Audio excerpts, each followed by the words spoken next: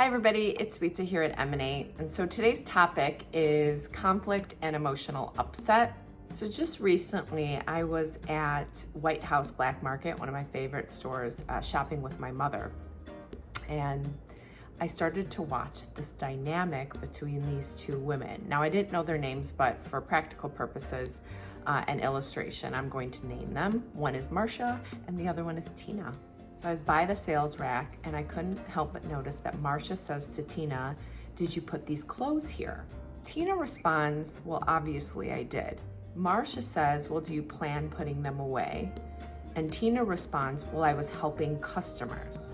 And Marcia really says, "Well, I just wanted to make sure, are you helping people in the fitting rooms or are you up front? I just want to be clear where we're all supposed to be."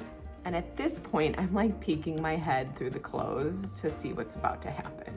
So Tina gets louder and she says, "I already told you, I don't know why I have to repeat myself, I'm in the front." And she walks away. So and at this point, we'll call her Brenda, comes over to Marcia, and Marcia says, "I don't even know why she's so upset. I mean, did she tell you she was going to be in the front or the back?"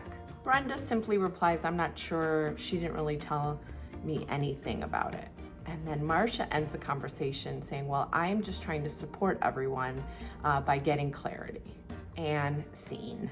So this is how easily a disagreement can present itself, and it often escalates because you have one person thinking they can't accomplish their goals if you're accomplishing your own. So then the emotional upset occurs through perceived interference. And it's with the belief that someone is taking steps to compromise your goals. And the reality is most of us want people to do or engage in conflict or disagreement the way that we would, right? There are some of us that want people to come to us directly, right? Just pull the Band-Aid right off. And there are others who'd actually like to be approached indirectly, right? They'd like to be handled more with kid gloves and bubble wrap. So ultimately in conflict or disagreement, some people use an indirect approach or a direct approach. And then you need to put another layer on that, because there are some people who approach conflict with an emotional style of response and some with a non-emotional style of response. So truly, some people feel like if they don't see emotional response out of you when there's a disagreement or conflict, something might actually be wrong with you.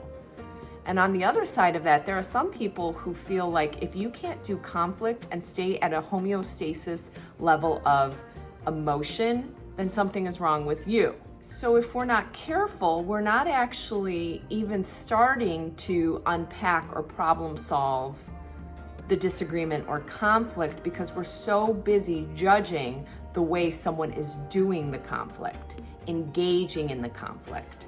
So it's that saying, the issue at hand is not really the issue at hand. So part of the difficulty here is if someone is judging the way that you engage in conflict and disagreement, you never really get to the problem, and you perhaps stop accepting influence, because then we start to put people in a bucket of, well, they don't know what they're talking about.